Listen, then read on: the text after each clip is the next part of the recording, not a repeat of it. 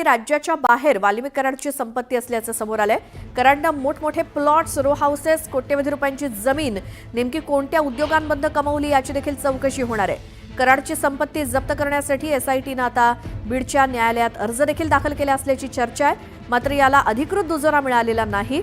वाल्मिक कराडनं सन 2020 ते 2024 मध्ये यामधील बरीचशी संपत्ती खरेदी केल्याचं समोर आलंय। तर कराडची नेमकी संपत्ती किती आहे यावरती एक नजर टाकूयात। कराडची पुण्यातली लातूर, परळी, केज आणि इतर ठिकाणी रो हाऊसेस आहेत।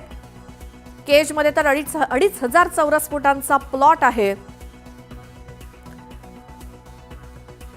आणि एक बंगला आहे ज्याची किंमत 1,69,00,000 रुपये। तर बीडच्या दगडवाडीमध्ये शेतजमीन आहे ज्याची किंमत 48,26,000 रुपये आहे। मौजे तळोळी इथे 12 एकर शेतजमीन आहे त्याची, ज्याची किंमत 20,27,000 रुपये। तर परळी रोडवरती अंबाजोगाई इथे 380 चौरस मीटर बांधकाम केलेलं आहे। अंबाजोगाईमध्ये 419 चौरस मीटरचं बांधकाम।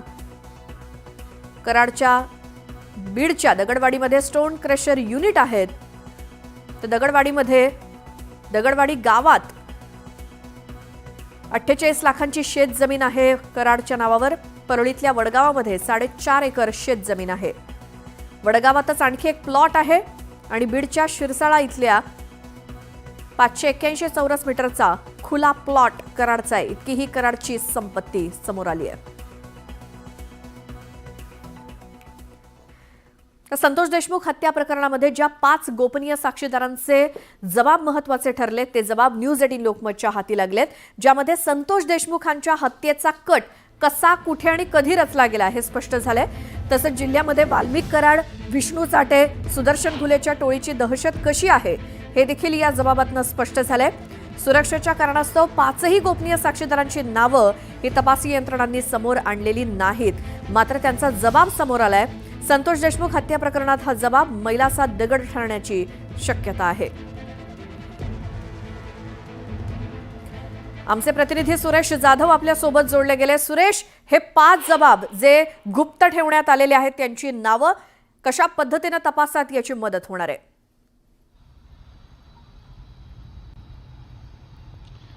संतोष देशमुख यांच्या हत्येचा कट कशा पद्धतीने रचला, कुठे रचला आणि हा रचत असताना काय संवाद झाला होता या संदर्भातला 1 नंबरचा गोपनीय साक्षीदार आहे। त्यांनी या सगळ्या गोष्टीची पोलखोल केलेली, त्याच्या जबाबामध्ये हे सगळं काही सांगितलेलं आहे। विशेष म्हणजे तिरंगा हॉटेल जे आहे त्या हॉटेलवरती बसून हा कशा पद्धतीने कट रचला आणि त्यावेळेस संभाषण काय झालं होतं, विष्णू चाटेनं सुदर्शन घुलेला काय सांगितलं होतं, यासह या सगळ्या गोष्टीचा उल्लेख यामध्ये करण्यात आलेला आहे। जो पहिला साक्षीदार आहे तो पहिला साक्षीदार त्याच्या जबाबामध्ये सांगत असताना विष्णू चाटे सांगतो की आम्ही कमवायचे आणि तुम्ही वाटोळे करायचे, स्वतःची इज्जत घालवली व आमची पण घालवली। तुम्ही प्लॉट बंद करायला पाठवले होते तो तुम्ही बंद केला नाही, उलट हात हलवत परत आलात, अशा पद्धतीने विष्णू चाटेनं सुदर्शन घुलेला सांगितलं होतं।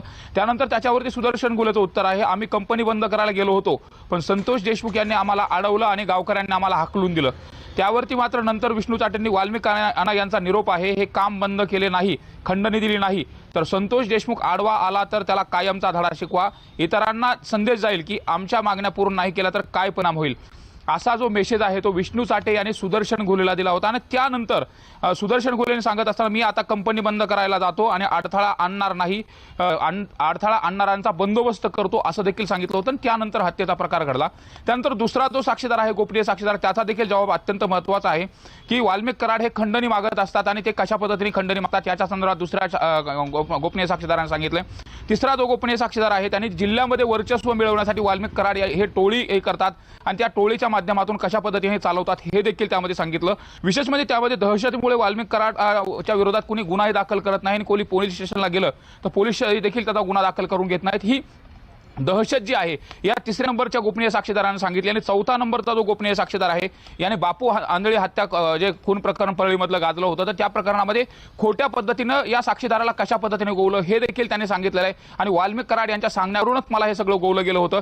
त्यामुळे एकंदरीत आणि 5वा जो साक्षीदार आहे तो सगळ्यात महत्त्वाचा 5वा साक्षीदार आहे जो सुदर्शन घुले यांच्या गावाच्या परिसरातला आहे आणि त्याधी दिलेला जो जबाब आहे तो देखील तितकाच महत्त्वाचा आहे। प्रतीक घुले, सुधीर सांगळे हे सुदर्शन घुले याला भाऊ म्हणायचे आणि भाऊ मानत होते आणि भावा म्हणून बोलायचे. विशेष सुदर्शन घुलेला भावा या नावाने त्याची ओळख होती आणि गाव परिसरामध्ये मोठा त्याची दहशत होती. त्याच्या नादाला कुणी लागत नव्हतं आणि हे तिघे वाल्मिक कराड यांच्या सांगण्यावरून खंडणी गोळा करायचे. हे जे 5 जबाब आहेत, हे 5 जबाब अत्यंत महत्त्वाचे आहेत आणि आरोपींना शिक्षा करण्यासाठी देखील महत्त्वाचे आहेत. विशेष कट कसा रचला, कोणत्या ठिकाणी रचला आणि हा कट रचत असताना कोण कोण सहभागी होतं, कुणाच्या सांगण्यावरून हे केलं गेलं आणि प्रोत्साहन कुणी दिलं, यासह सगळ्या गोष्टी यामध्ये खुल्या झालेल्या आहेत. त्यामुळे एकंदरीतच हा जो जबाब आहे हा मैलाचा दगड ठरणार आहे आरोपीला शिक्षा बिलकुल देण्यासाठी. सुरेश, खूप महत्वाची ही माहिती आहे आणि धन्यवाद या सगळ्या माहितीसाठी.